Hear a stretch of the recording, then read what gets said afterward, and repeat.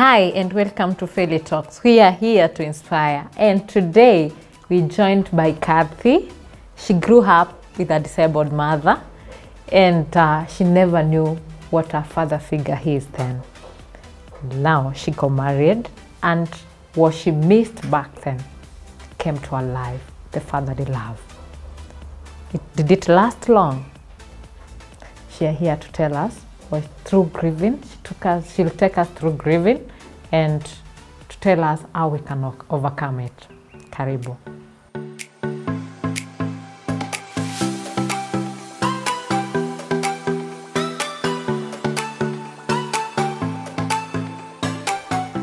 Hi, Kathy. Karibu sana. Hi. It's nice to have you today, and welcome so much to Feli Talks. Okay. Kindly please.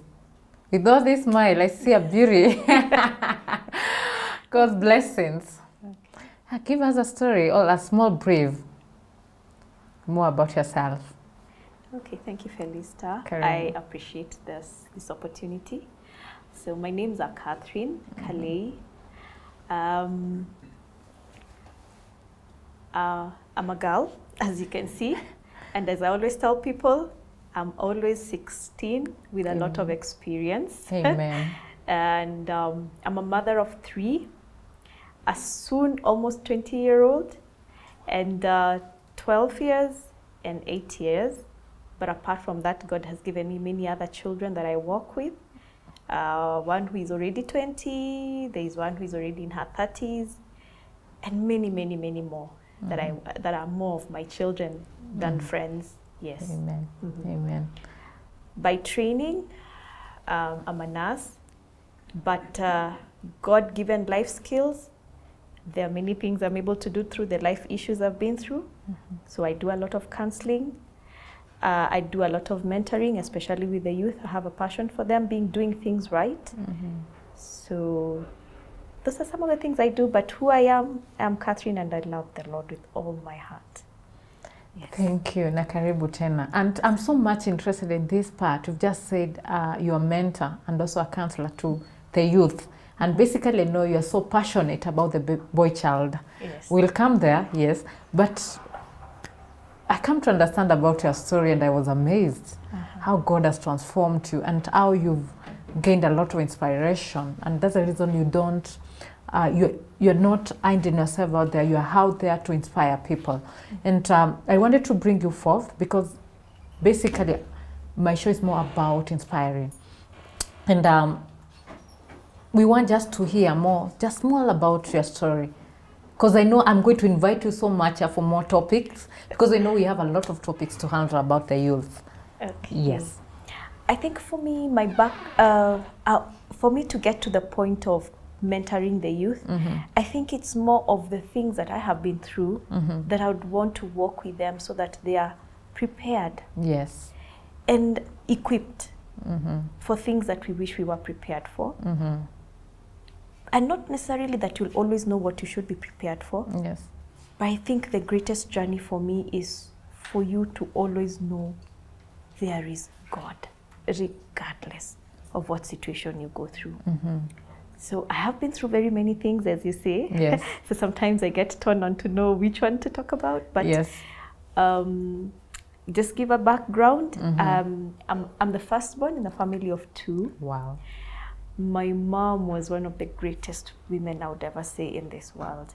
And some of the things that made her very great were, one, she was a single parent, and she conceived me when it was in those days. Right now, being pregnant out of wedlock is still a big deal, and you can imagine then, and even, I don't know whether to call it worse or the circumstances were harsh. She was disabled. So you can imagine coming that time, you're disabled, then you're alone, and here I am. But she was the greatest mom. She took care of us. My brother came in 5 years later, almost 6 years. So we have an almost 6-year gap. But she took care of us. She did the best she could, and she brought out pretty good children, if I would say that. One thing I'm happy about your story is that you came from a very humble beginning, and your mom being disabled, and here you have the times whereby you came to the world, the time whereby there was a lot of pressure about single moms and a lot of judgments that were coming through society. But I think to it was quite a challenge again because you were born and brought up in Nairobi. Am I right? Yes, I was. Yeah, you can give us more about that. It's quite interesting. My mom was working at Kenya Wildlife Service. Yes. And there were staff quarters, so that's where we were living. But before that, we were living in Langata, yes, Southlands specifically. Then now we moved to the staff quarters. So, well, I would say there was quite a bit of pressure. But interestingly, my mom really cushioned us. Some of these things we've come to realize, well, it was harsh when we've grown up. Because we never lacked. She always had the side hustle of making mandazis and selling at the office, so we never lacked per se. I think she brought us up in such a way we were content with what we had. It's only after you grew you're like, oh, by the way, it must have been tough for her, but for us, we're okay. We're very okay. And of course, when you now grow up is when you remember when you'd be teased by children at school. They're like, where's your father? And I remember one of them, I told them, I came as Holy Spirit, like Jesus, because I mean, I'd never seen any man, and it had never clicked to me there had to be the mother and father in the house for me to, because that was never made to be a thing in the home. And yes, there were times it was tough. And I think the harder times was because there was this 0.5 child, and in that time, and then growing up in a humble way. So sometimes I had my harsh moments from schoolmates because I had pretty long hair. So sometimes I'd tie my hair to the seat, and it really traumatized me. I'd have to stand, and I stand with the seat. And they'd not have that understanding, and the teachers not really understanding. That made it a bit harsh, but somehow we sailed through. We sailed through. That is one thing that I think she was such a strength, that there was no time that we ever looked down on ourselves. That was good. And one thing I'm happy is that your mom was so much encouraging. Mine has a disability. She was so encouraging to you. And now here comes your brother, like 6 years after. And now you're growing up as a family. Has it ever crossed your mind, like asking yourself, and who is our dad now at this moment? Surprisingly, no. It never crossed my mind, sincerely. I think I was one of those children, to this day, I live in oblivion. I am never concerned easily by things that everyone else is concerned about. Until people mention is when I'm like, oh, okay. But sincerely, that never crossed my mind. Maybe my brother, can't say much about him because the gap was a bit big, and so it would be hard to speak for him. Yes. But on my part, not really. But of course, once in a while, you'd have a conversation of telling your mom, Mom, you should get married, you should have someone. But not, for me, on my part, saying it wasn't because there was that thing that I really missed per se. I think it's just then once in a while wondering, yes, but never. So you are here, you've grown up, you've never met your dad, you went to high school, you finished high school, and now you get married. Now, that's the interesting part of it now, of the story. Because now you've never grown up with a daddy figure or having this love, and now you get married. Tell us now, was there any challenge? How did you take it yourself? I think because of one of the things growing up, especially when I got to know the Lord, and of course the realization that there's need of a father, and I always used to cry and tell God, be my father, be my father. And humanly, there's a particular way you want God to be a father, but sometimes it doesn't happen that way. So I clear high school, and within a short time, I meet my late husband. Sorry. So, and he was very good to me. He was very good to me. And I think he was one of those few people who were used by God to teach me a father's love. Because until I met him and until he went is when I realized there are things I did to him that were basically needs of a father that I didn't know, that I had deep within. But somehow he graced it. He graced it. He spoilt me. I think what a father would.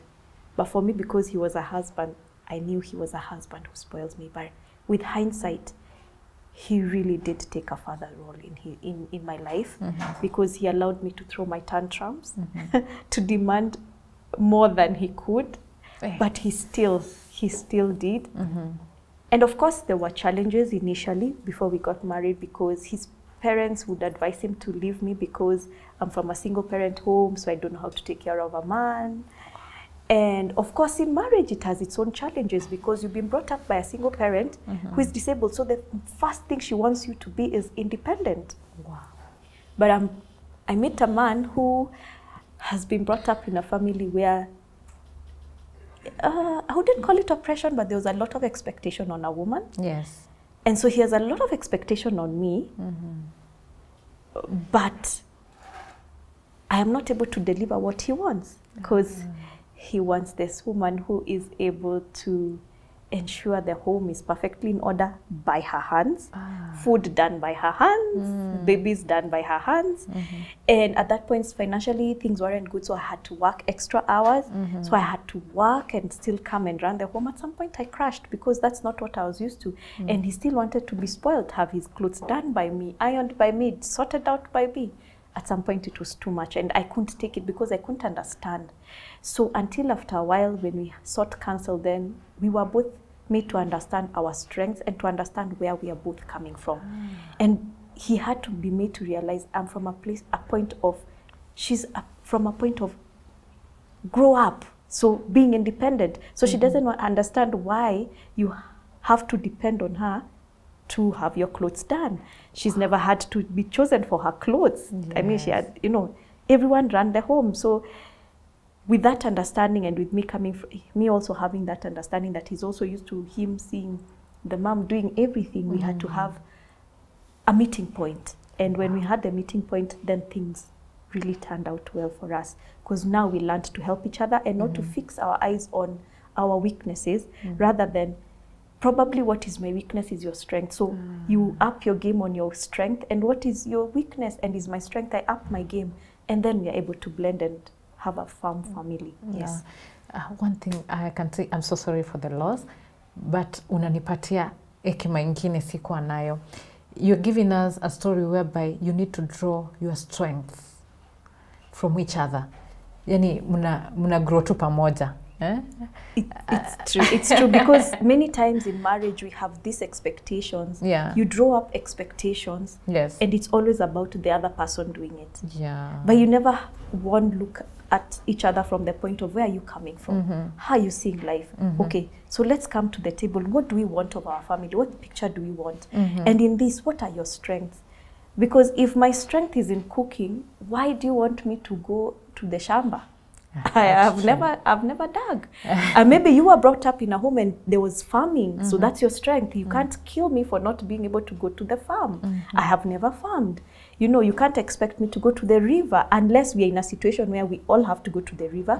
But you can't choose me being a good person or not because I can't go to the river, because I was born in Nairobi and there was a tap and running water. So does that make me less a woman because of my environment? No. So when you realize that, even in terms of strengths in character, you will have less fights when you realize this is his strength, this is her strength. How do we work with it? So that you're not, because when you pick just on what is the weakness, you will never see the strength. Okay, fine. There's something so interesting from that. Now you got married, you've learned how to stay with a man and have the love from basically the love that you missed when you were growing up. How did it change your life? Like, did you learn to see life in a different perspective? And now before, what was the change again after? Sasa umekuwa na yeye, and then by God's grace, he rested. What was the transition? I think that would be the best part of it now. I think, just as Janet Jackson said, you don't know what you've lost until it's gone. Okay. So there are lessons you only realized you had learned and you're yet to learn when that person is not there. For one, because I got married very young, very, very young. and immediately a mother. So that was a hard transition. One, never having a man in the home, then learning the home, you have a child, you have to take up a lot of responsibilities. But going back to my mom's strength, there are things she naturally, because of the strength, I think it rubbed off on me. But now being married and meeting this man, he shows me love and we are happy. And then boom, he's gone. He's not sick where you have a transition. It was a hit and run. You're just taken to the morgue and you're told there he is. That was hard.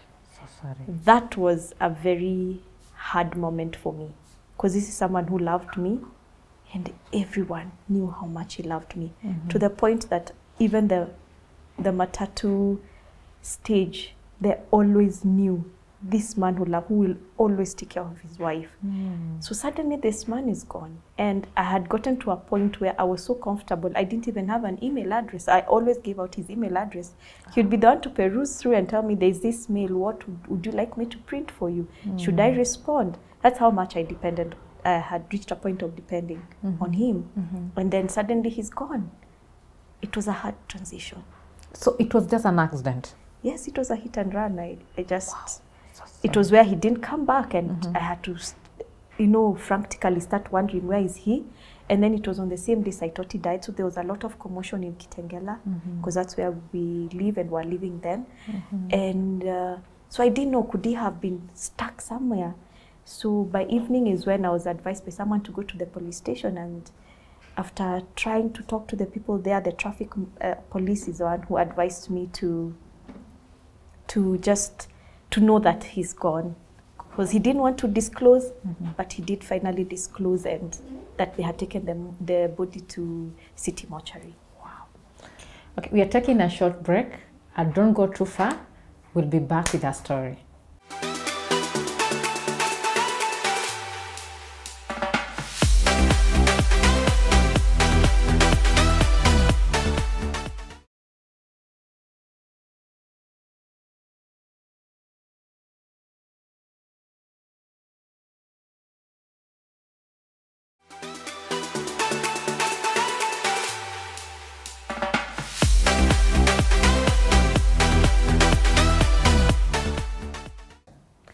Karibu tena, please subscribe, like and share. This is Feli Talks.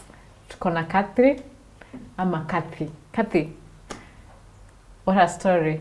I'm really loving your story so far, and I'm really impressed of this inspiration. So take us through, we left whereby now you've not seen your husband.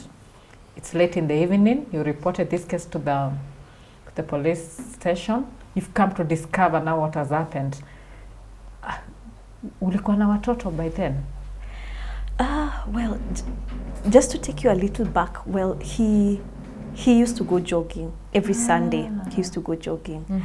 And I remember like a Sunday or two, and it was just on Sundays. So here there's one of the Sundays when I told him I don't like, I'm not comfortable. Then he reassured me that there was such a big path for the pedestrians, so he was safe, and that he would take a rider till a place where there's not so much traffic. So there's a day he delayed because he had gotten a muscle pull. He still knew I wasn't happy about it. So this particular day he's gone, and by then I was expecting. I was about 4 months pregnant, and our firstborn had just started boarding at one of the schools in Acacia. She was in class 6, and we had our secondborn with me. So the firstborn was at school, and then I was with the secondborn, who is a special needs baby, and I was pregnant. And for whatever reason, at some point she started crying. She just couldn't stop crying, because the tradition was we'd stay in bed, and then when he came home, he'd always come with his newspaper and 2 liters of Sprite, and then we'd have breakfast. It was more of brunch together. So he overstayed. It was 11, midday, and I was like, no. So I got out of bed, tried to calm the baby, and tried to find out what's happening. I tried to call the rider to ask him what happened. Like, I just dropped him off, but no, I don't know anything. So I requested him if he could take a walk or a ride around that area and find out if there's anything. Of course, the rider didn't do anything. We were putting up a house. I called one of the foodies just to find out if he decided to pass through there. They had not met, they had not even spoken, and he was into the habit of not carrying a phone, so their phone was home, so there was no way of reaching him. Wow. So all this time practically trying to call and wait, and then I switch on the TV and then I see Saitoti, the accident. And so I panic, and when I panic, but I start trying to calm myself down. I'm like, because that was his route of running, he would go until Saitoti's place, because probably he got the information and digressed. But I also knew we had our own rule that if you know you're running late or something has happened, call the other person so that the other person knows. So I was wondering, it's not like him would have gotten a phone to at least let me know he's okay. Exactly. So by evening 5, and there was no one in the estate who could help me with this baby. So finally at around 5:30, one of my neighbors came. I told her about it. I was very anxious. I was very, not comfortable. So I left her with the baby, and I called a friend of mine who then advised me it would be wise to go to the police station. So before I did that, I went through a hospital that was near where we were staying, just to find out maybe he got hurt when he was running, and he was brought in there. So I went and asked them, maybe he may not have a name because he didn't have any documents on him or any phone. Yeah, it's true. But they didn't have anything. So in fact, even the one who always used to give him the newspaper and the soda was like, where is David? He's not come for his newspaper. What's happening? And I didn't know what to do. So I just took a rider and went to the police station. And then that's where, after trying to, when I was directed to the traffic police, who after some time I reassured him I was okay, because he first told me that he had gotten an accident, and me being a nurse and having worked a bit at Kenyatta Hospital, I knew the drug that would be there. So I really wanted him to tell me so that I would call someone so that he's attended to before I get there. But he was very evasive, and he took me to his office, and after probing and prodding, he finally told me that they had found a body with the description of the kind of clothes I was mentioning. Wow.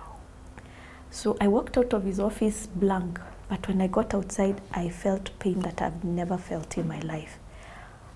I was in extreme pain because I had lost my mom 3 years before.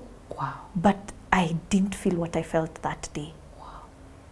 And I used to see, I was married to a lawyer, and I would see them cry, and I would wonder what's wrong with these people. That day, I surpassed their screaming because I was in extreme pain.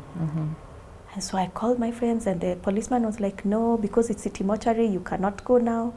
I looked at him and asked him, are you serious? How do I sleep without knowing that the man that I love is actually the one you're talking about? So I called a few friends who organized for me to go and view the body at City Mortuary. So we drove there. By then now my friends and relatives were there.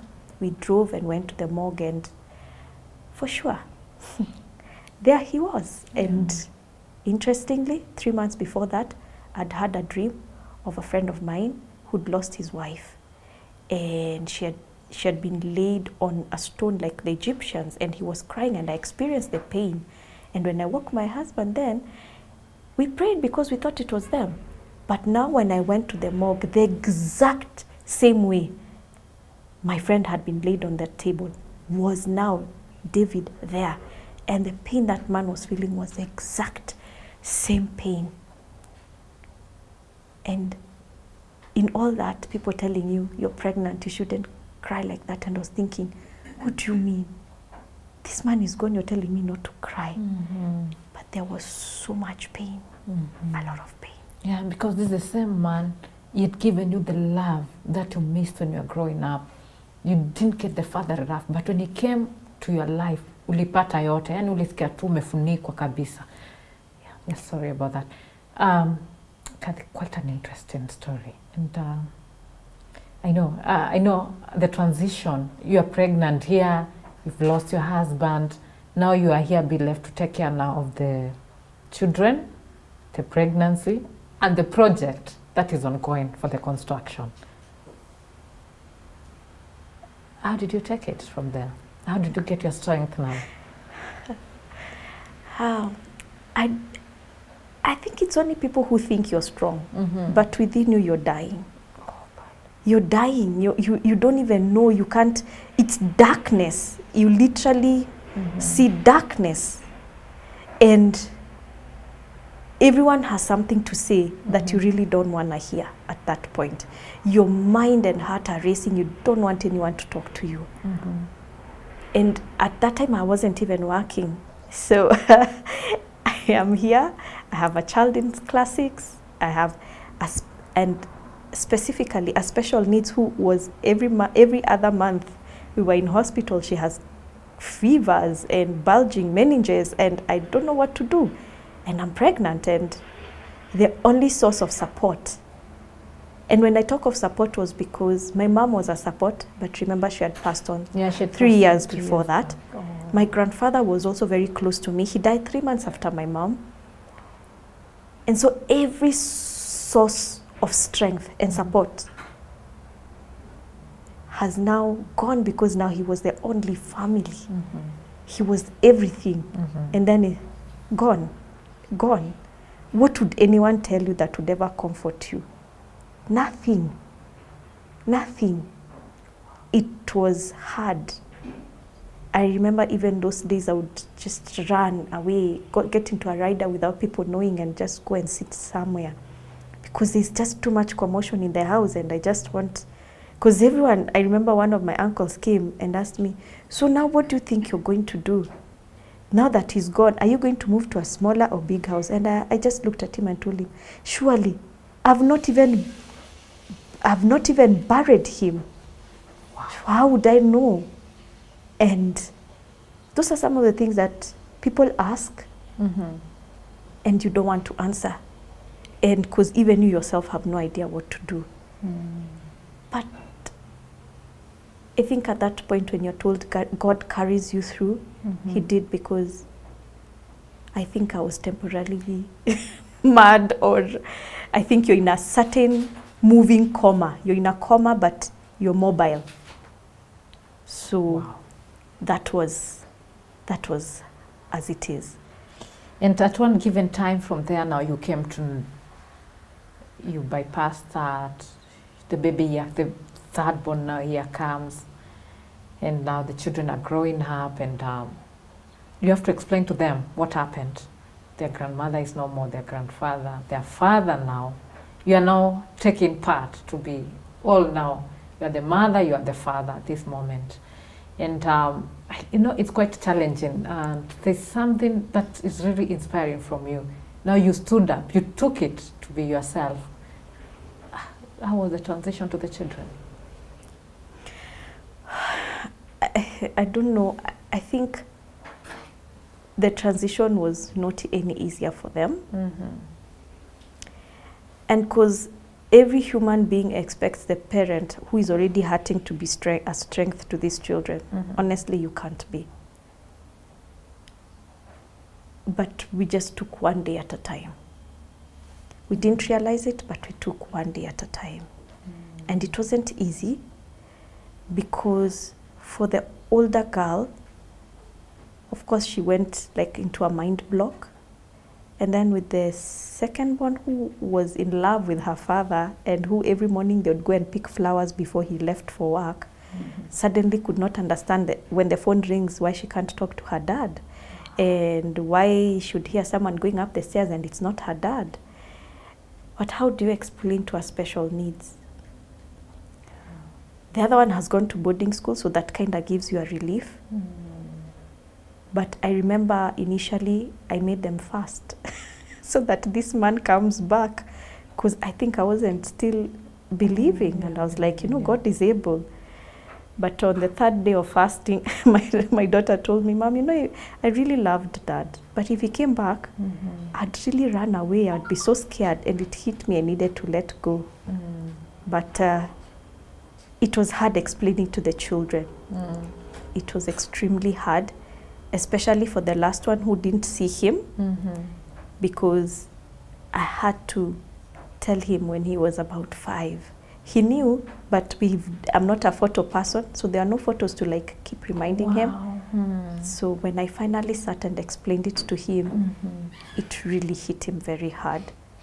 But we've walked the journey. When I needed to cry, people would say, don't cry because of your children. But I kept telling them, how will they ever know I loved him and how to mourn? Because if you hide it, then the children learn even when they grow up, that when such sad things happen, don't cry. Ignore. But when I needed to cry, I cried. So that was our journey at the beginning. We cried together and went through the journey, the pain.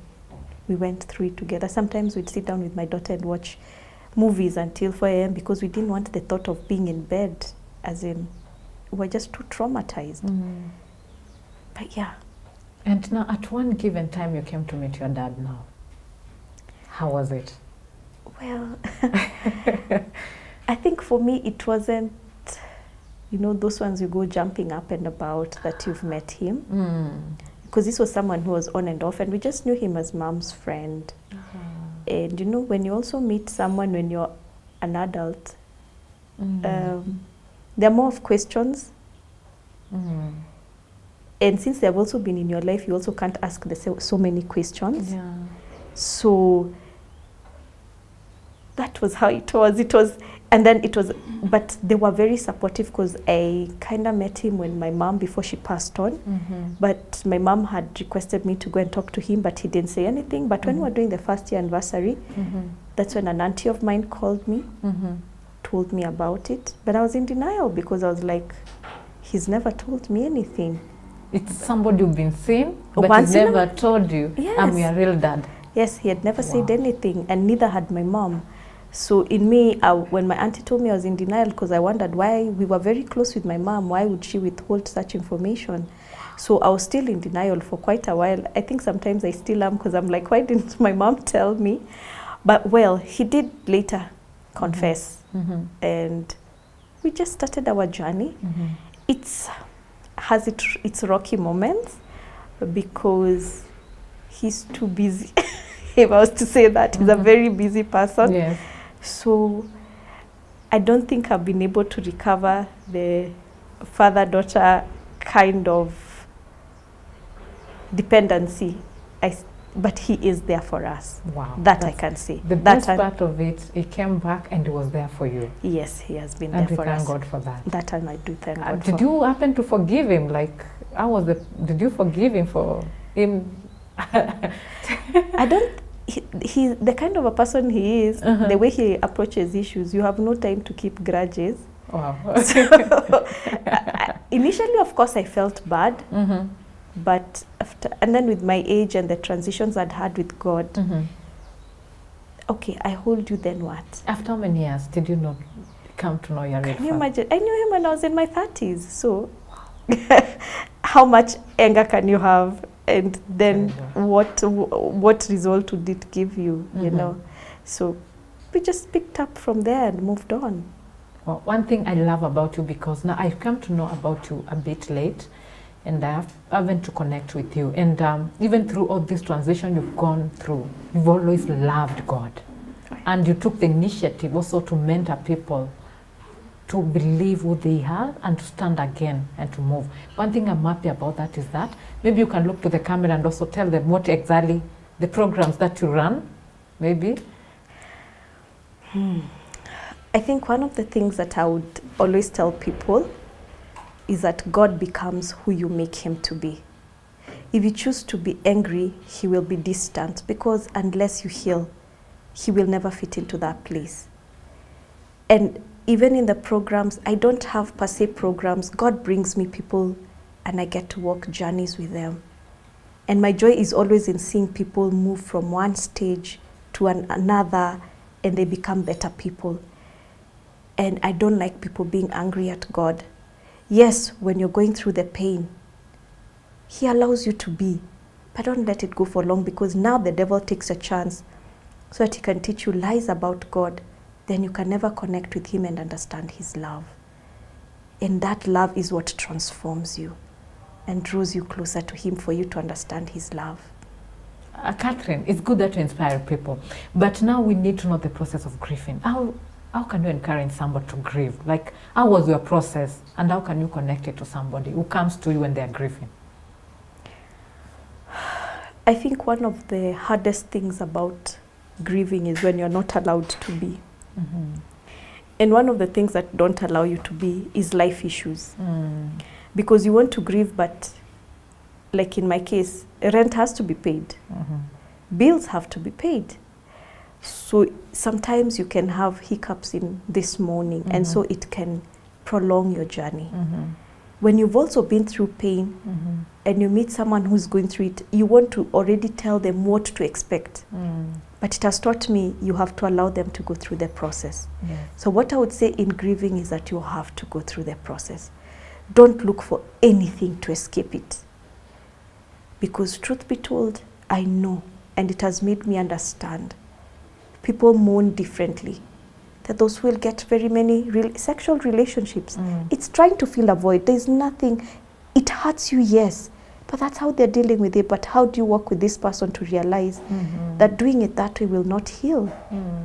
There's one who will go into drinking. There's one who will extremely now overdive into in church because there's an unhealthy going into church where you even forget your children and your family. There are different ways, but the truth is, go through the process as hard as it may be. And for me, the greatest strength was allowing God to be my friend. Me being angry and him understanding. And when I never hid anything, because sometimes we hide. I remember one of my relatives told me, don't question God. And I looked back at her angrily. I was like, okay, so if I ask you, will you answer me? You don't have an answer, so let me go back to the only one who can answer me, who can understand this pain and heal me. And for me, my greatest thing would be give your life to Christ, and he will walk that journey. He will not keep you away from pain, but he will walk with you through it, and at the end of it all, if you allowed him, you know him in a deeper way and you're a better person. There's a question I wanted to ask. I don't know whether it's right, and I don't know if you feel it. I know some time back you got into an accident also, and you had a spinal injury. And also it was during this transition again that we are still grieving. Yes. Did it also put you into a lot of stress to ask God more questions? Definitely. Definitely. That was about 5-6 years ago, and actually God had, when I left the house, I felt, have you prayed? And I remember I stood on the road and I prayed, but I prayed for everyone else but myself. And even when I was picking the rider, I was not comfortable. Even when the rider was to drop me, I was not comfortable. But when it happened, I remember I realized the mind can go crazy. But I remember I kept even saying, "Oh, David, tell Jesus, I can't come. If I come now, who will take care of the children?" It took me into such a place, and I cried and told God, because I knew, being a medical person and where the pain was, I knew that was on my spine, and my fear was me being paralyzed. I remember I cried to God and told him, God, please don't let me die, and don't let me be paralyzed. And God saved me from that. And of course, through the whole transition, because you have to be basically fed, brushed, you become a baby. It was very hard, because it took me to that time, because I kept asking God, why, if you knew you still wanted me to have this accident, why couldn't you let it happen when David was here? I have to be bathed by strangers. I have to be at people's mercy at my age. My children have to see me in this. And I remember also asking God, haven't I had enough pain? Haven't I had enough pain? What is this? And some of the situations that I was taken through during that time of healing was sometimes the workers would go and I'd have to be bathed by people where you'd feel so humiliated and so belittled, until I asked God, what pride is in me that, Lord, this was the only way to crush it. It wasn't easy. It took me back there. But the fact that God did not allow me to die or be disabled, and now I live my life, he remains God. I'm happy. I'm happy. The healing, we see the healing, you're back to work, and the beauty we see, you're really growing, I'm telling you. And I'm really happy to see you this strong. Thank you. Thank you so much for coming. I know we'll have to invite you again for how to bring up children, because I've seen the program of how you do about with your children. It's quite inspiring. I think we'll have to invite you. We talk more about how you can raise children single-handedly and still make it, and it's still the same discipline, whereby even couples can do. I know you're a hero in that. So thank you so much for coming. I think we'll have to do next program with you. Utakubali kukuja? Because I need to invite you soon. As long as God is seen and glorified, Yes. anything for him. Amen. Amen to that. Thank Asante sana. And Karibu. thank you for coming. I feel honored. Okay, thank you so much, Karibu. Felista. Okay. Thank you so much. You've heard the story about Kathy. Kathy, she's really gone through the transition of being brought up by a disabled mom. She got married. After marriage, she felt that the love that she missed from her own father came through the husband. And with just a matter of time, I call it less than even 10 years, the husband dies, and now she was forced to bring up her children. And she was taking us through the process of grieving. And she's really mentioned very good comments about how God can enable you go through this transition. Quite inspiring. And I know we're going to invite her again for how to bring up children. I know she has beautiful children, and I really love that she has inspired us. Asanteni sana. Continue liking, subscribe. Please share. Share to inspire somebody. This is Felista. They call me Princess Feli. Okay, thank you.